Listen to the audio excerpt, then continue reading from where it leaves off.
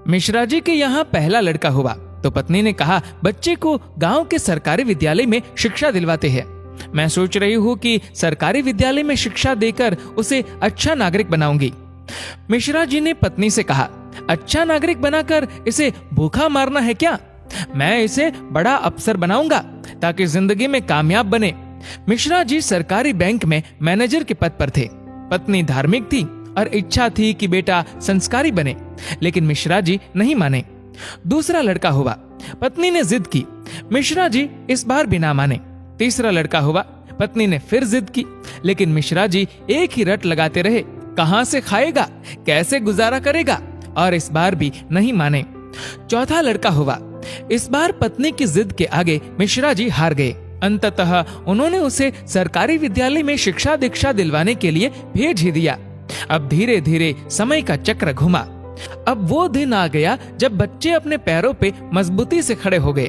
पहले तीनों लड़कों ने मेहनत करके सरकारी नौकरियां हासिल कर ली। पहला डॉक्टर, दूसरा बैंक मैनेजर, तीसरा एक गवर्नमेंट कंपनी में ऑफिसर के पद पर जॉब करने लगा। एक दिन की बात है, मिश्रा जी पत्नी से बोले, अरे भाग्यवान, देखा मेरे तीनों होनहार बेटे सरकारी पदों पे लग गए ना, अच्छी कमाई भी कर रहे हैं। तीनों की जिंदगी तो अब सेट हो गई, कोई चिंता नहीं रहेगी अब इन तीनों को। लेकिन अफसोस, मेरा सबसे छोटा बेटा संस्कारी बनकर पास ही के विद्यालय में नौकरी कर गांव में ही खेती को संभाल रहा है। जितना वह 6 महीने में कमाएगा उतना मेरा एक अफसर बेटा 1 महीने में कमा लेगा। अरे भाग्यवान, तुमने अपनी मर्जी करवाकर बड़ी गलती की। तुम्हें भी आज इस पर पश्चाताप होता होगा, मुझे मालूम है, लेकिन तुम बोलती नहीं हो। पत्नी ने कहा, हम में से कोई एक गलत है और इस बात का दूध का दूध पानी का पानी हो जाना चाहिए। चलो अब हम परीक्षा ले लेते हैं चारों की, कौन गलत है कौन सही पता चल जाएगा। दूसरे दिन शाम के वक्त पत्नी बाल बिखरा अपनी साड़ी का पल्लू फाड़कर और चेहरे पर 1-2 नाखून के निशान मारकर आंगन में बैठ गई और पतिदेव को अंदर कमरे में छिपा दिया।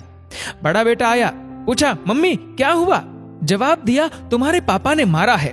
पहला बेटा बोला, बुढ़ा सठिया गया है क्या? कहाँ है, बुलाओ। मम्मी ने कहा, वो घर पर नहीं है, बाहर गए हैं। पहला बेटा बोला, आए तो मुझे बुला लेना, मैं कमरे में हूँ, मेरा खाना निकाल दो, मुझे भूख लगी है। ये कहकर कमरे में चला गया। दूसरा बेटा आया, पूछा तो मम्मी ने वही जवाब दिया।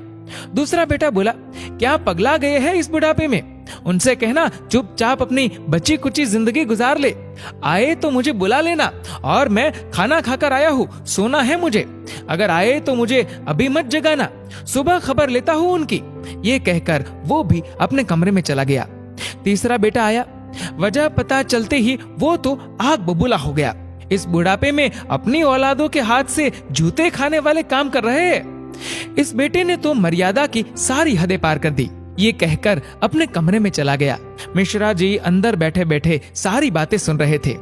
ऐसा लग रहा था कि जैसे उनके पैरों के नीचे से जमीन खिसक गई हो और उनके आंसू नहीं रुक रहे थे। किस तरह इन बच्चों के लिए दिन रात मेहनत करके इन्हें पाला पोसा, बड़ा आदमी बनाया, जिनकी तमाम गलतियों को मैंने नजरअंदाज करके आगे बढ़ाया, और ये ऐसा बर्ताव अब तो बर्दाश्त ही नहीं हो रहा। इतने में चौथा बेटा घर में ओम ओम ओम करते हुए अंदर आया। माँ को इस हाल में देखा तो भागते हुए आया।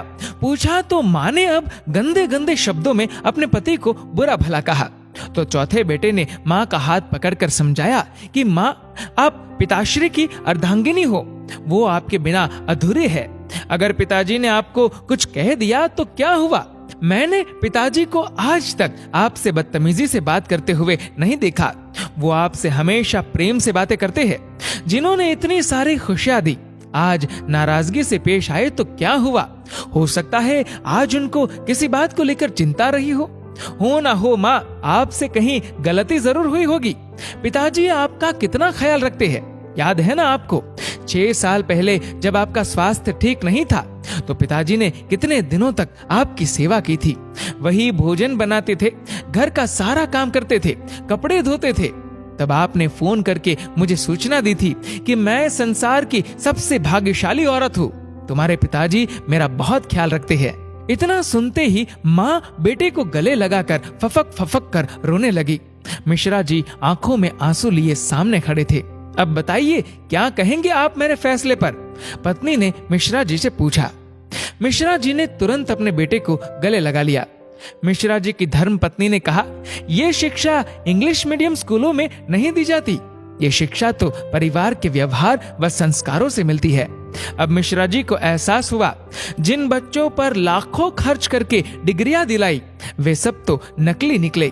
जीवन का अंतिम समय कैसे व्यतीत होगा, इसका फैसला आपका धन नहीं बल्कि आपके द्वारा किए गए व्यवहार और दिए हुए संस्कार तय करेंगे।